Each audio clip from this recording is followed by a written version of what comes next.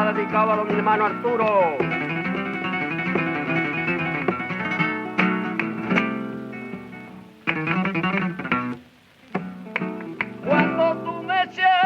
Hello, and welcome to Popcorn News, something to watch while you eat popcorn.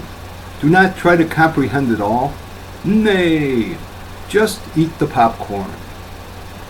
Well, the news is popping like popcorn. From WorldNet Daily.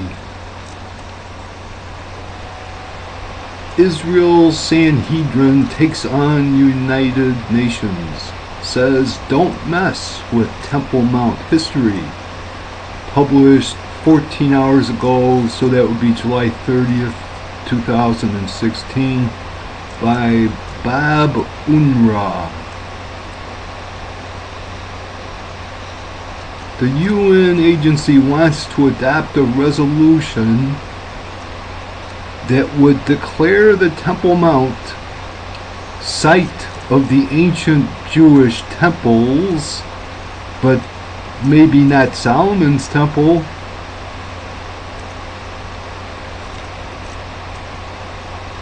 Okay, it's a radical plan.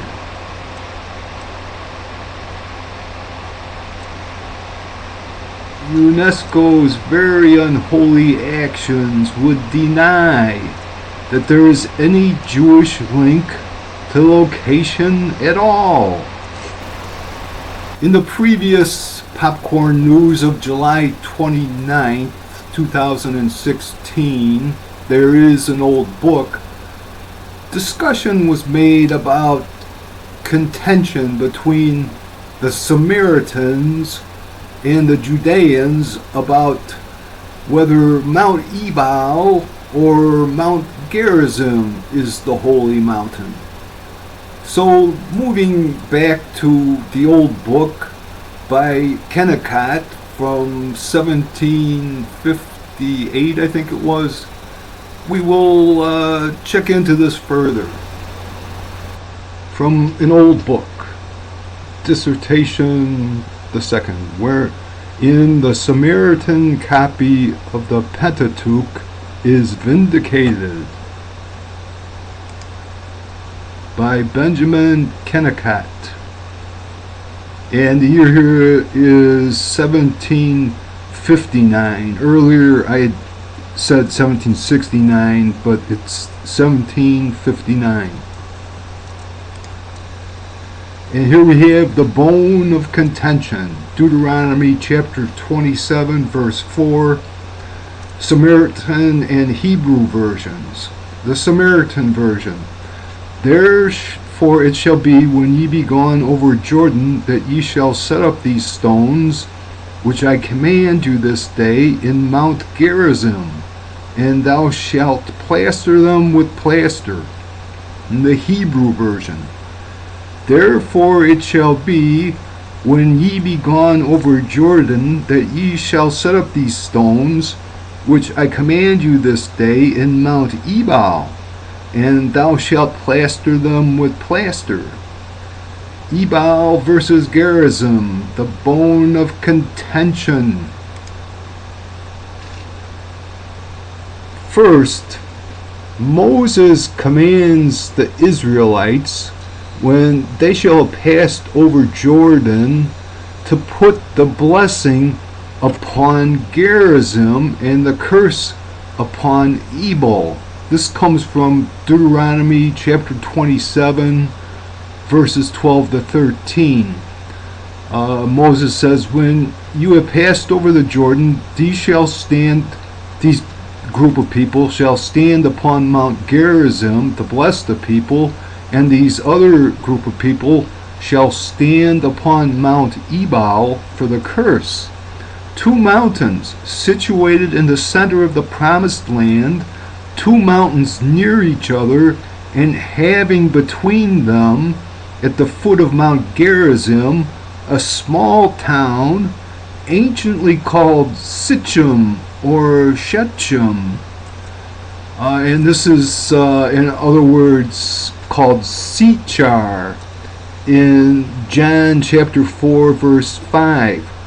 So he, Jesus, came to a city of Samaria called Sychar, Sichem, Shechem. So the two groups, one stands on Gerizim pouring out blessings, and the other on Ebal pouring out curses.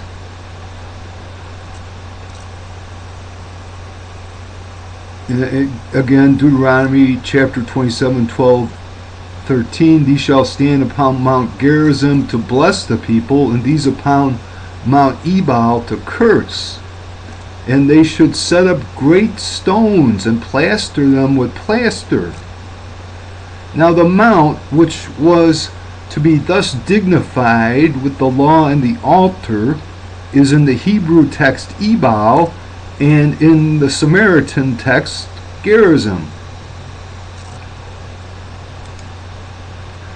We see then that as the evidence for one text, the Hebrew text destroys the evidence of the other, the Samaritan, and vice versa, and as there is in fact the authority of versions to oppose to the authority of versions, no certain argument, or rather no argument at all, can be drawn from hence to fix the corruption on either side.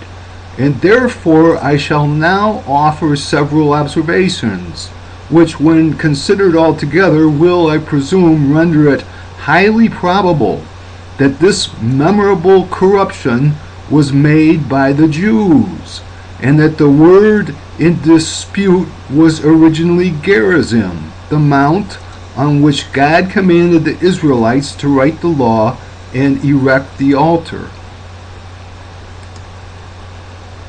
First argument to render probable that Gerizim was the mount on which the altar was to be erected and burnt offerings and peace offerings were to be offered is because Gerizim is universally allowed repeatedly in the Hebrew as well as the Samaritan Pentateuch, and of course allowed by the Jews themselves to have been the mount of the blessings, the mount from the top of which, or on the side of which, the several blessings were to be proclaimed. And it seemed very improbable that the sacrifices of peace offerings should, by divine command, sacrifice upon Ebal, confessedly the mount of cursings.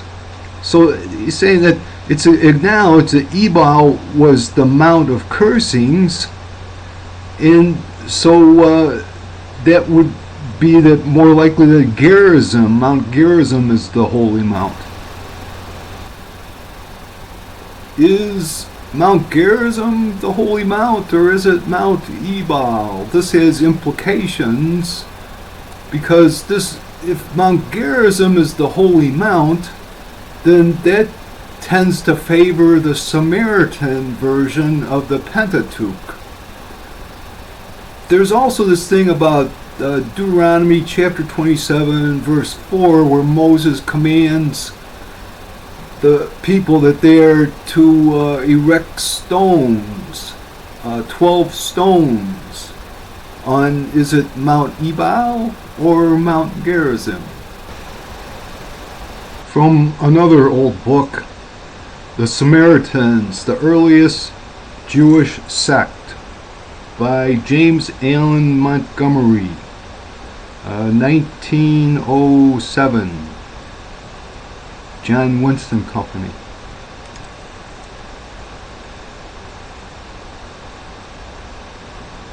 It is characteristic of the Christ gentleness that these evangelical accounts alone, to popular knowledge, redeem the ill fame of that sect.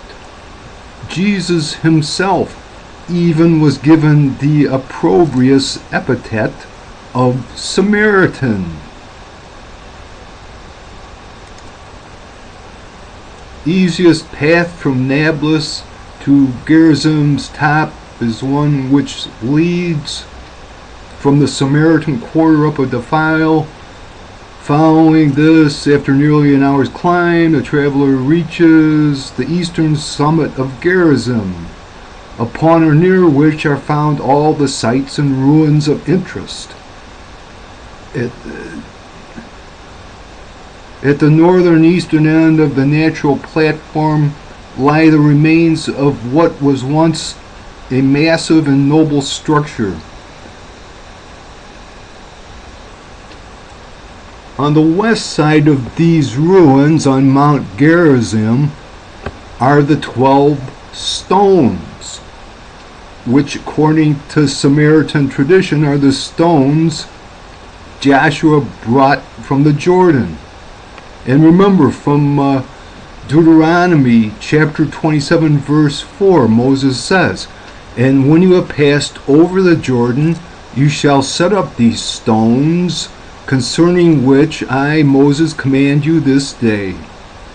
So, found on Mount Gerizim are the 12 stones.